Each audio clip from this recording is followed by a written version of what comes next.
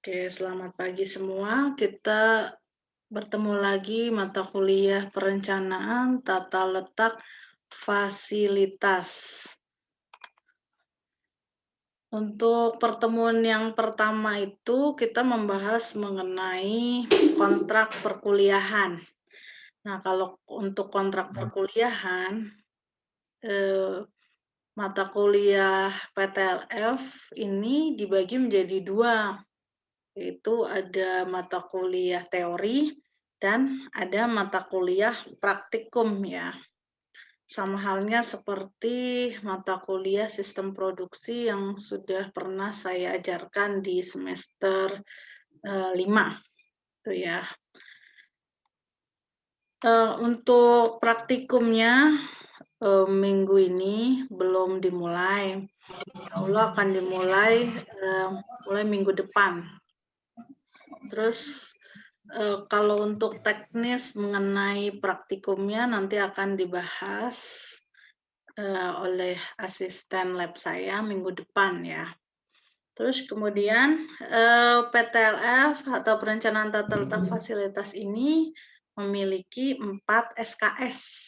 Jangan lupa ya, ini SKS-nya cukup besar, yaitu 4 SKS, di mana 3 SKS teori, kemudian 1 SKS itu untuk praktikum. Nah, praktikumnya memang ini sebenarnya materi atau modulnya itu banyak sekali. Tapi untuk teknis pelaporan praktikumnya nanti akan dibahas kemudian. Terus kemudian untuk UTS dan UAS, seperti biasa untuk UTS dan UAS saya tidak ada ujian tertulis lagi, tapi biasanya sebelum UTS atau sebelum UAS ada tugas yang harus kalian kerjakan, gitu. Tugas yang harus kalian kerjakan apa aja itu, gitu. Nanti akan saya beritahukan. Oke, itu untuk kontrak perkuliahan. Kemudian lanjut ke materi perencanaan tata letak fasilitas. Untuk materi pertemuan yang kedua ini kita membahas mengenai definisi dari perencanaan tata letak fasilitas. Jadi sebenarnya ini kan bukan perencanaan tata letak pabrik, tapi perencanaan tata letak fasilitas. Dimulainya itu dari mana nih perencanaan tata letak fasilitas? Kita mulai dulu dari teknik industri. Jadi yang jelas sebenarnya teknik industri atau ilmu teknik industri itu concern berhubungan dengan desain, rancangan, improvement, perbaikan, atau instalasi dari sistem yang menyeluruh mulai dari manusia, material, informasi, peralatan, sama energi. Dan beberapa input tersebut berhubungan dengan pengetahuan dan skill dalam matematika, fisika, atau ilmu sosial yang lainnya, gitu. Nah, perencanaan tata letak fasilitas atau plan layout di sini, kalau disingkat dalam bahasa Inggris, ini adalah salah satu ilmu yang tertua dan yang terpenting. Kemudian sangat komprehensif. Komprehensif itu maksudnya itu sangat berhubungan dengan banyak hal dan banyak bidang di dalam teknik industri. Gitu. Jadi mata kuliah ini tidak ada di jurusan atau fakultas lain. Mata kuliah ini adanya hanya di khusus di teknik industri. Nah, sebenarnya tujuan pembelajaran dari perencanaan tata letak fasilitas ini apa aja sih gitu. Jadi tujuannya agar mahasiswa dapat memahami dasar-dasar untuk perencanaan fasilitas, khususnya di sini fasilitas pabrik, serta mampu merancang tata letak fasilitas pabrik sekaligus dapat memberikan solusi dalam rangka pemecahan masalah yang berhubungan dengan permasalahan tata letak fasilitas pabrik. Dan di sini ada beberapa referensi atau buku-buku yang saya gunakan. Ada James Apple, Plan Layout and Material Handling, ada Facility Design, ada Plan Layout and Material Handling dari Myers, terus kemudian ada Facilities Planning dari Tompkins, dan yang terutama ini dari Indonesia ada Bapak Sri Tomo Wigna Subroto dengan judul Tata Letak Pabrik dan Pemindahan Bahan. Jadi yang dimaksud dengan fasilitas itu adalah sebenarnya fasilitas itu adalah bangunan di mana orang, bahan, dan mesin bekerja secara bersama-sama untuk suatu tujuan yang tertentu. Yang terpenting adalah biaya yang rendah, kualitas yang lebih tinggi, dan penggunaan sumber daya alam yang lebih sedikit, sumber daya alam atau sumber daya manusia yang lebih sedikit, khususnya dalam memproduksi produk atau penyediaan jasa. Nah, definisi mengenai tata letak itu sendiri, tata letak itu bisa juga disebut layout, rencana lantai, atau susunan. Jadi tata letak fasilitas ini adalah susunan fasilitas produksi untuk memperoleh efisiensi pada suatu produksi. Biasanya tata letak ini juga dilukiskan sebagai rencana lantai atau lantai produksi yang meliputi ada perlengkapan, tanah, bangunan, dan sarana lainnya yang mendukung proses produksi.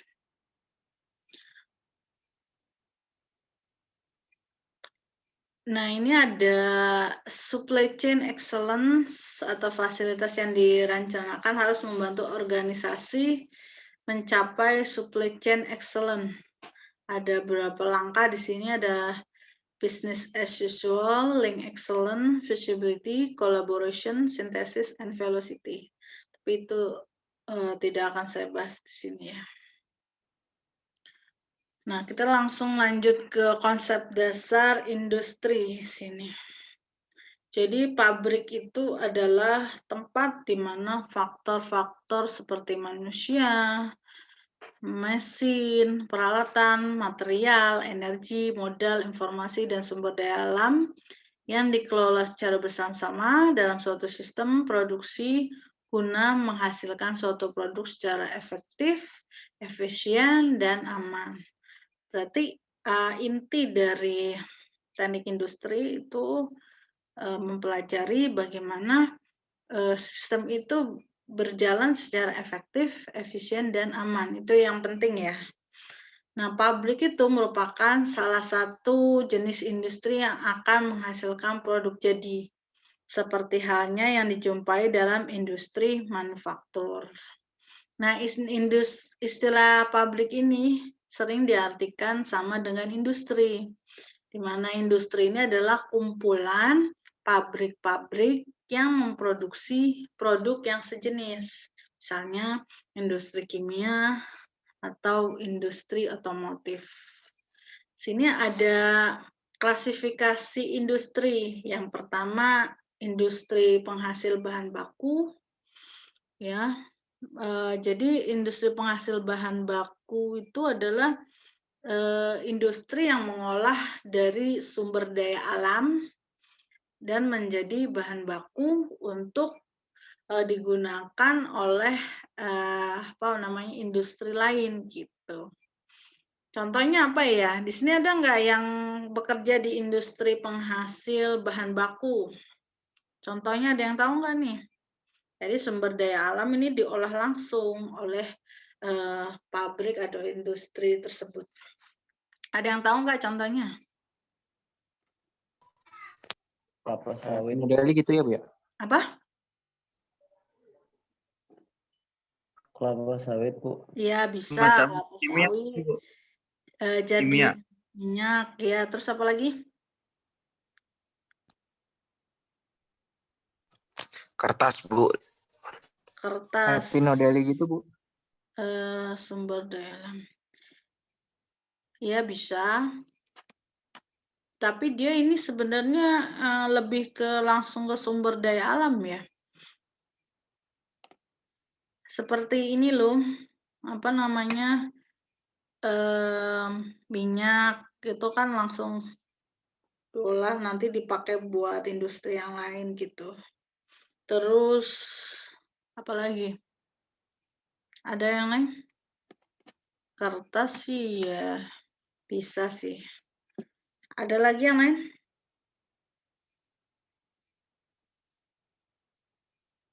Tapi ini langsung dari sumber daya alamnya. Mina, Bu. Apa? Kelapa sawit. Tadi udah kelapa sawit minyak. Karet, Bu. Karet ya, betul. Karet jadi ban ya. Terus apa lagi? Teh, Bu, pabrik teh. Teh. Ya bisa. Terus apa lagi? Itu kalau untuk makanan atau minuman ya. Bahan baku.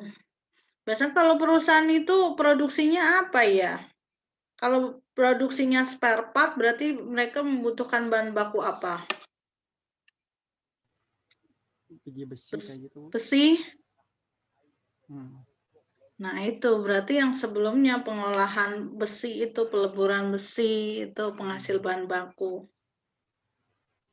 Gitu ya. Terus kalau industri manufaktur ya pasti ya industri yang sudah mencetak bentuk atau model manufaktur. Tapi industri manufaktur di sini itu bisa jadi barang yang masih setengah jadi ataupun yang sudah bentuk produk jadi.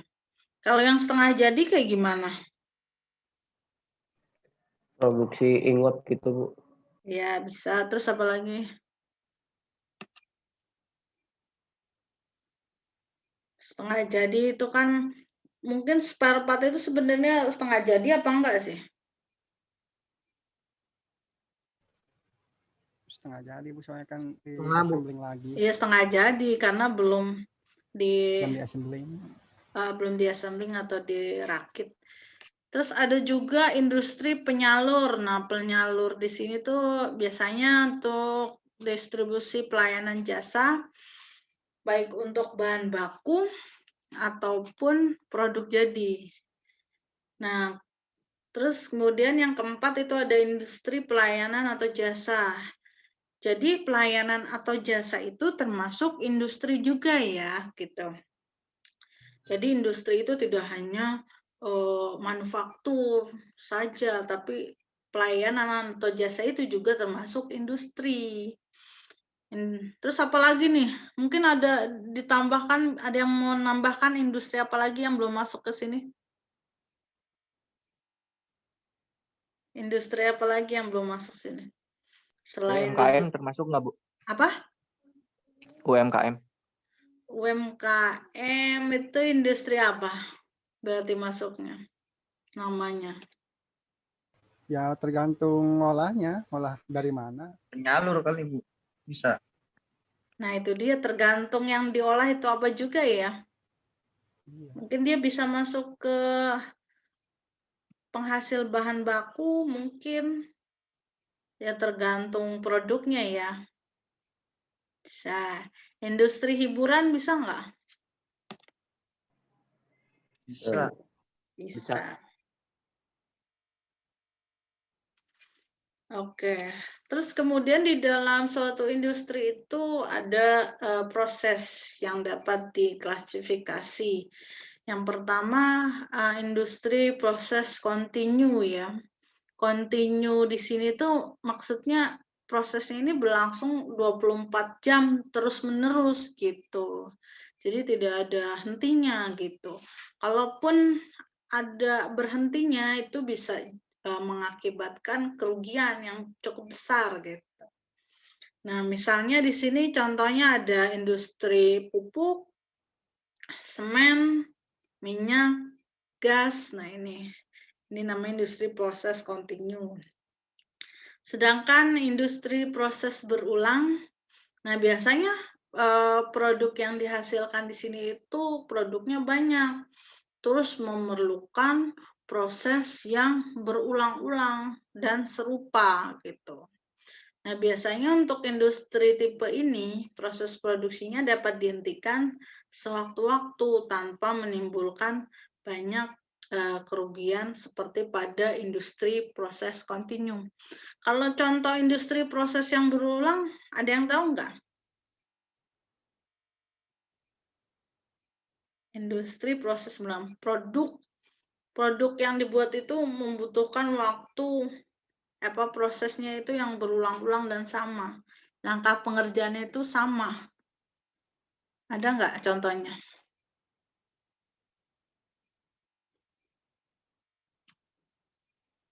Ada nggak contohnya di tempat kerja kalian lah? Contohnya ada nggak?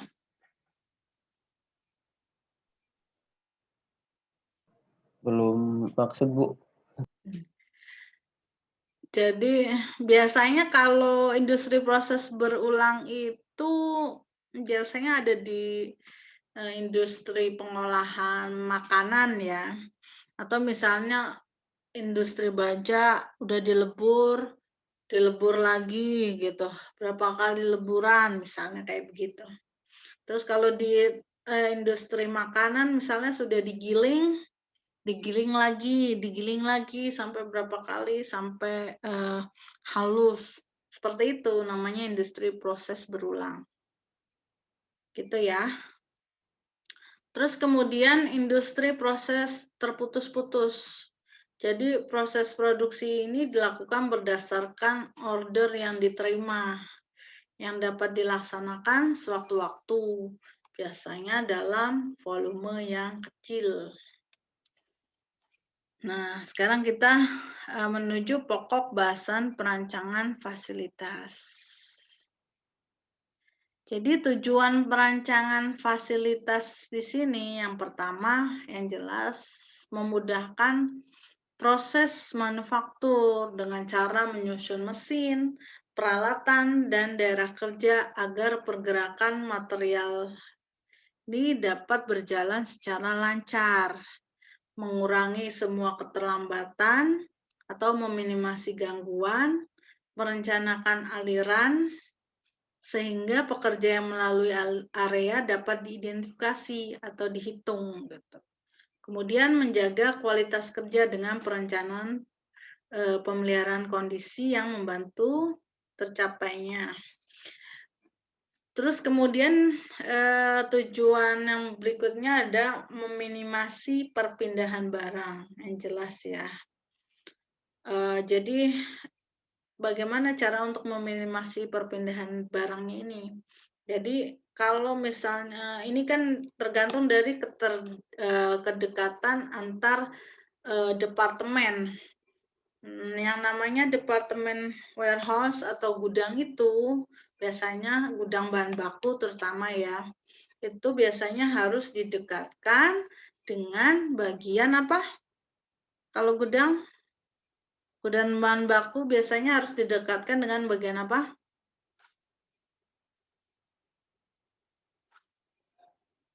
Produksi kali, Bu. Iya, betul. Dengan bagian produksi. Tapi ada juga nggak gudang atau bahan bakunya itu yang jauh dari yang jauh dari bagian produksi? Ada nggak? Ada aja sih, Bu. Ada aja sih ya. Memang karena kan tidak mempertimbangkan perusahaan atau pabrik tersebut tidak mempertimbangkan mengenai tata letak atau layout pabrik gitu. Nah, itu gunanya kalian ini belajar mengenai tata letak penempatan layout atau tata letak yang baik dan benar itu seperti apa.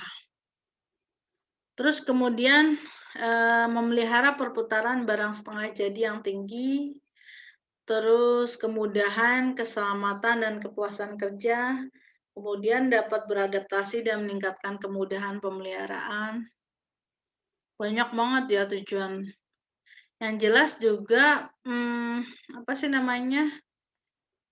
memaksimalkan perputaran persediaan, meminimasi persediaan yang kurang, terus memaksimasi kecepatan atau merespon pelanggan dengan cepat, menurunkan biaya, meningkatkan profitabilitas, terus kemudian integrasi rantai suplai melalui kemitraan dan komunikasi, mendukung visi organisasi, tujuannya ya. Jadi di sini ada cara untuk mencapai tujuan perencanaan tata letak fasilitas melalui perencanaan fasilitas yang strategik. Caranya bagaimana? Yang pertama, definisikan kembali tujuan dari fasilitas. Apakah fasilitas itu dibuat atau di relayout itu maksudnya di penataan ulang kembali, itu agar apa? Untuk meminimasi jumlah operator kah? Atau untuk meminimasi luas lantai produksi, atau untuk meminimasi biaya material handling. Material handling itu perpindahan bahan ya. Biasanya kalau material handling itu juga kalau misalnya tempatnya terlalu jauh material atau finish good-nya itu dari bagian produksi, maka itu akan mengeluarkan biaya material handling. Ya, material handlingnya bisa jadi menggunakan tenaga manusia ataupun juga menggunakan forklift gitu. Terus kemudian tentukan aktivitas utama dan yang pendukung. Maksudnya aktivitas utama dan pendukung itu kita tentukan dulu mana bagian-bagian atau departemen-departemen yang paling penting dulu, paling penting untuk didekatkan. Misalnya kalau bagian produksi ya berarti harus didekatkan dengan bagian gudang. Kalau misalnya kantor itu harus didekatkan atau dijauhkan dengan bagian produksi gitu. Terus kemudian bagian pengecekan harusnya diletakkan di sebelah mana gitu. Itu harus ada keterkaitan antar alternatif departemen. Terus tentukan kebutuhan ruang untuk semua kegiatan. Gitu. Kalau misalnya memang sudah ditentukan jumlah luas bangunannya segini, ya dimaksimalkan gitu penggunaannya. Jangan sampai ada yang tidak digunakan. Terus hasilkan rencana alternatif fasilitas.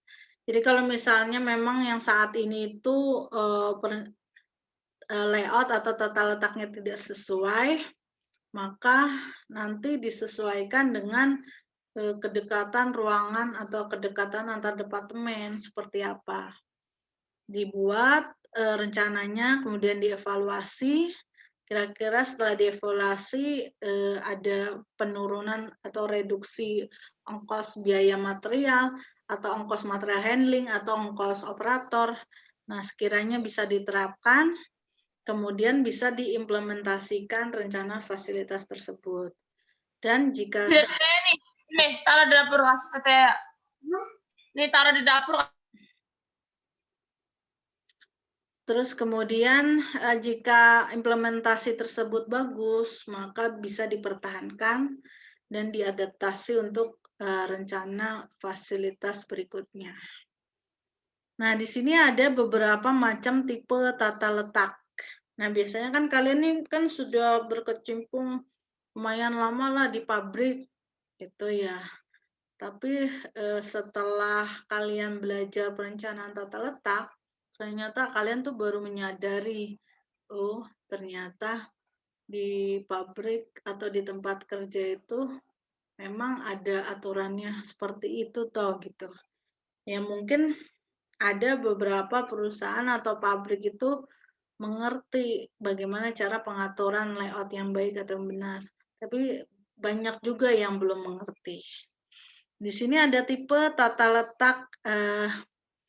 Yang pertama ada produk layout, penataan berdasarkan produk. Kemudian ada penataan berdasarkan grup teknologi. Terus ada penataan layout berdasarkan proses dan ada produk penataan atau layout berdasarkan lokasi yang tetap. Nah, kalau proses di sini tipe tata letak berdasarkan proses ini, jadi stasiun kerja dikelompokkan menjadi satu kelompok sesuai dengan tipe yang dilaksanakan. Nih ya. Terus kemudian yang baik proses layout, produk, grup teknologi itu mempunyai keuntungan dan kelemahannya sendiri-sendiri. Keuntungan proses layout ini, penggunaan mesinnya lebih efektif, investasi mesin itu relatif kecil, terus keragaman tugas membuat tenaga kerja lebih tertantang dan termotivasi ya.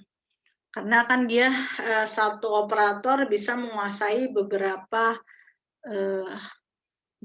pekerjaan. Tapi ada kerugiannya juga, karena tenaga kerja itu harus terampil mengoperasikan beberapa mesin. Nah, kalau tata letak berdasarkan produk, ini tuh mesin atau peralatan disusun menjadi satu lini dengan urutan operasi atau proses tertentu untuk menghasilkan jumlah jenis produk tertentu. Kalau keuntungan tata letak produk ini, layout sesuai urutan proses, pekerjaan dikerjakan secara langsung pada proses berikutnya.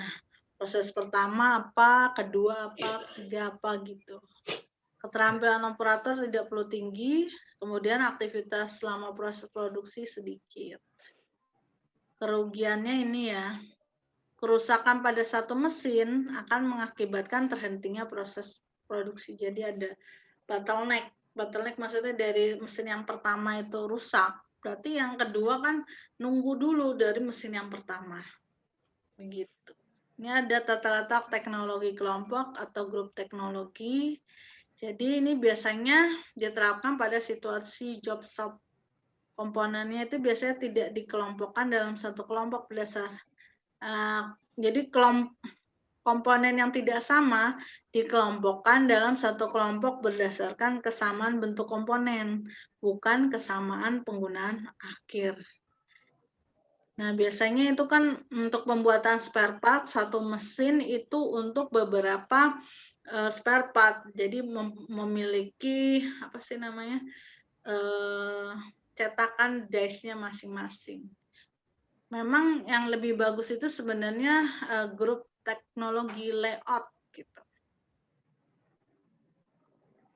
karena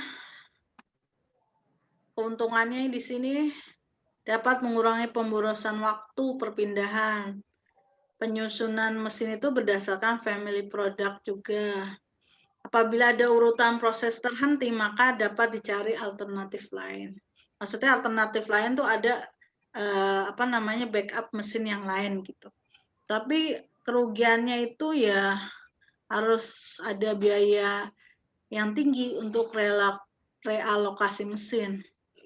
Terus memungkinkan terjadinya duplikasi mesin juga. Dan kemudian membutuhkan disiplin tinggi agar part yang diproses tidak berada pada sel yang salah. Karena kan satu mesin itu untuk beberapa cetakan yang berbeda gitu.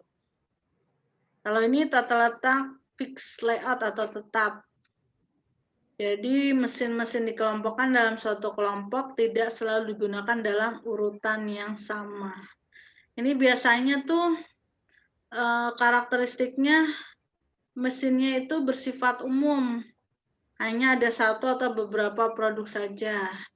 Terus biasanya mesinnya ini berat, jadi nggak perlu dipindahkan.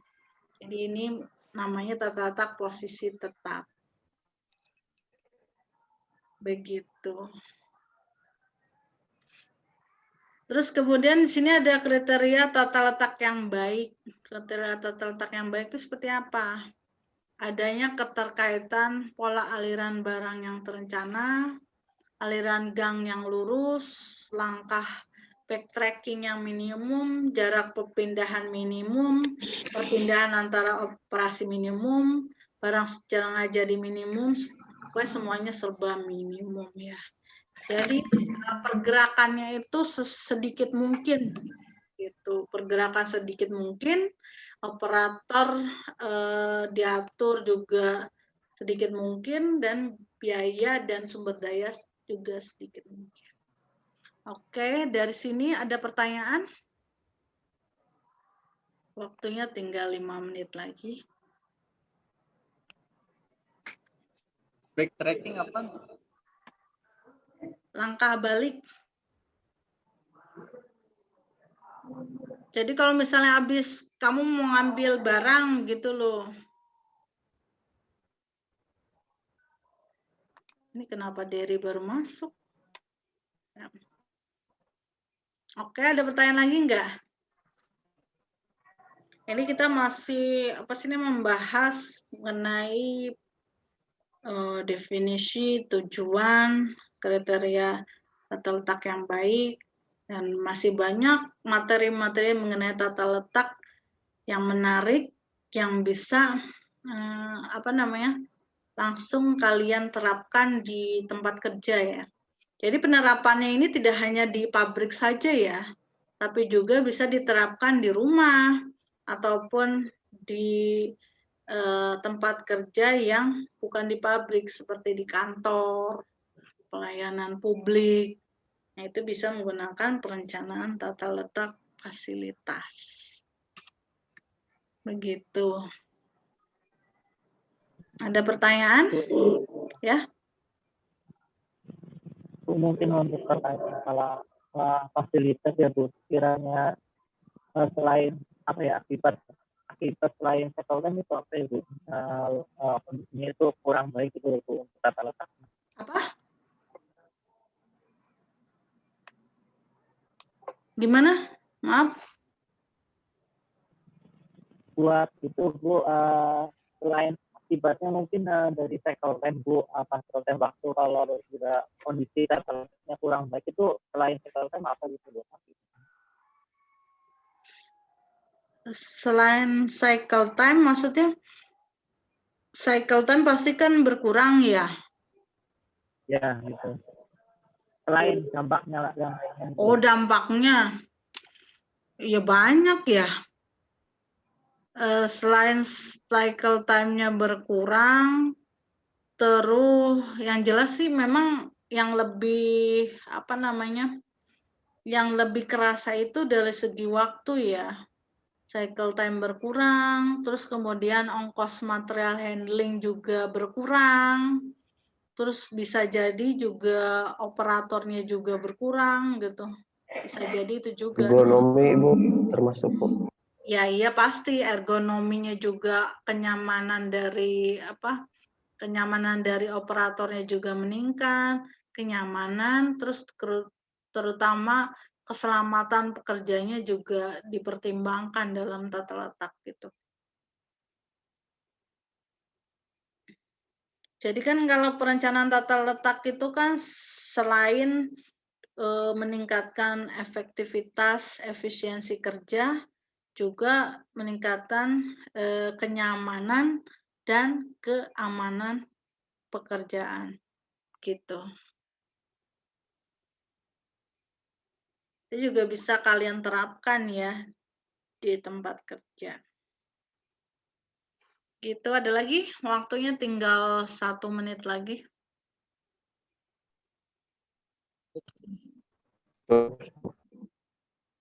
Sudah? Tapi kalau ada pertanyaan bisa ditanyakan di grup ya.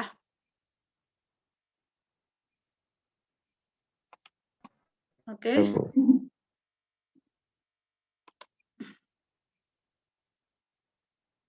Oke, kalau tidak ada pertanyaan, saya akhiri sampai sini dulu ya. Nanti kita ketemu lagi di materi pertemuan berikutnya. Gitu ya. Sebentar sebelum waktunya habis, saya mau foto dulu. Silakan dibuka kameranya.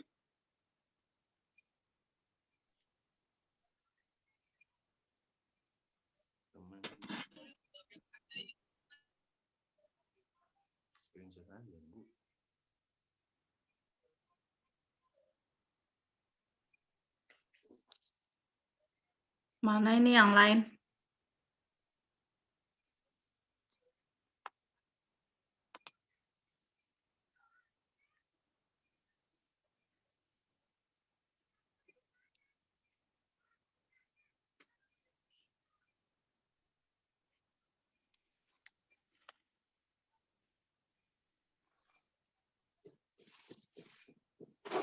Oke, sudah ya. Saya akhiri sampai sini dulu ya. Kita ketemu lagi di pertemuan berikutnya. Assalamualaikum warahmatullahi wabarakatuh. Waalaikumsalam warahmatullahi wabarakatuh. Terima kasih.